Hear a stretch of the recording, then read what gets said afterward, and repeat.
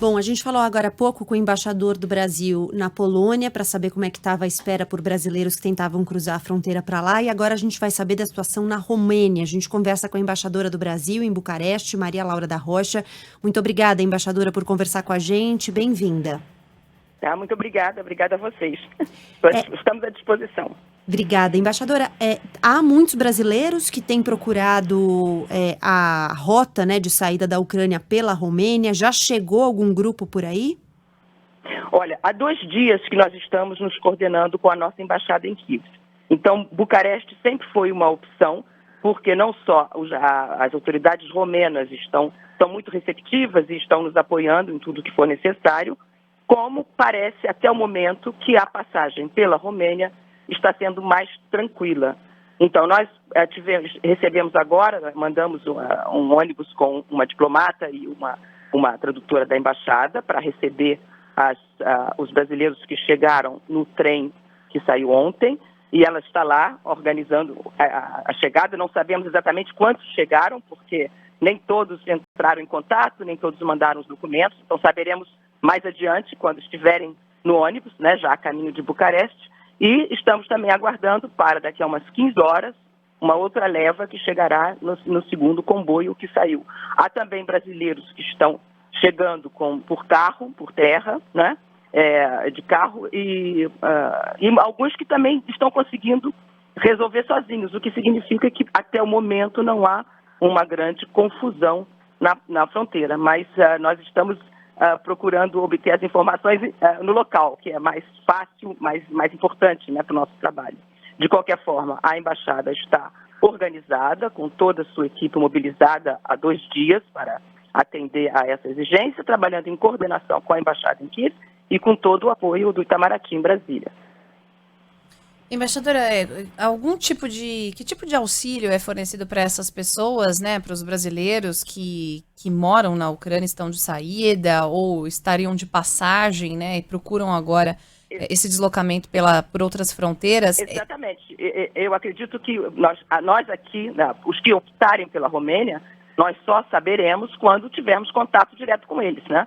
Certamente haverá os que estarão pretendendo ir para o Brasil, para outros lugares, e os que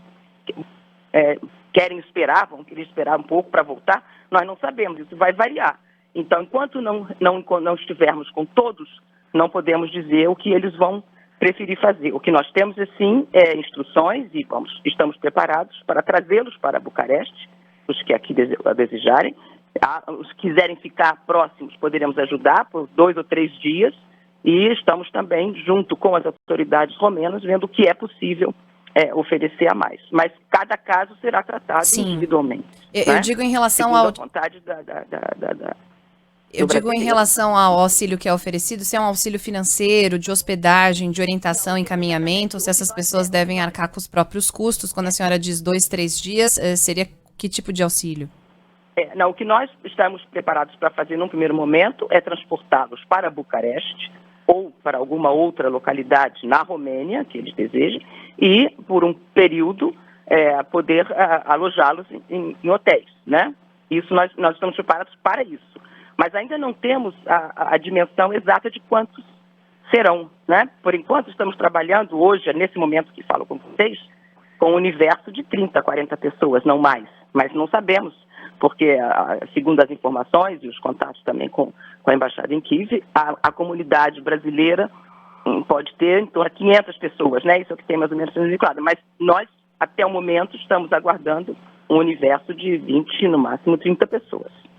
Embaixadora, a gente conversou agora há pouco com o embaixador do Brasil na Polônia e ele descreveu uma situação bastante tensa, bastante caótica ali na fronteira, com filas, né, quilômetros de filas de carros, pessoas esperando ali muitas horas para tentar passar, a Ucrânia fazendo um pente fino para não deixar que homens ucranianos na idade de servir ao exército saíssem, porque eles querem que esses homens fiquem para lutar contra o exército russo. Queria saber que informações a senhora tem sobre a situação na fronteira com a Romênia. A senhora falou que é um pouco mais tranquila, né? Neste momento, essa em Siret, onde se encontra a minha colega, né, as 2 funcionárias aqui da embaixada, está, num primeiro momento, mais tranquilo. Tá? E talvez, como há alguns brasileiros que já passaram de carro, não por Sirete, mas talvez por uma outra, que já foram sozinhos para outras cidades. Então, eu acredito que para os brasileiros não tem havido muita dificuldade, inclusive porque do momento em que eles nos encaminham os documentos e os dados, nós fazemos imediatamente uma nota ao Ministério e o Ministério passa para a fronteira onde eles estão passando. Isso tem facilitado. Eu posso falar pelos brasileiros e a situação descrita pela minha colega em Sirete não parecia tão caótica até o momento. Tá? Mas nós temos falado a cada minuto, praticamente, porque estamos com um grupo de WhatsApp, né? Mas para as providências necessárias e tudo mais. Até o momento, essa em Sirete não parece muito confusa, não. Embaixadora, só para a gente encerrar, a gente está recebendo um convidado aqui no nosso estúdio, né, nosso professor de Relações Internacionais, e agora há pouco a gente falava sobre a crise da imigração, a receptividade de refugiados, né, e a gente sabe que não só brasileiros, mas tem um número muito grande de pessoas que se deslocam da Ucrânia buscando refúgio e abrigo em outros países da região.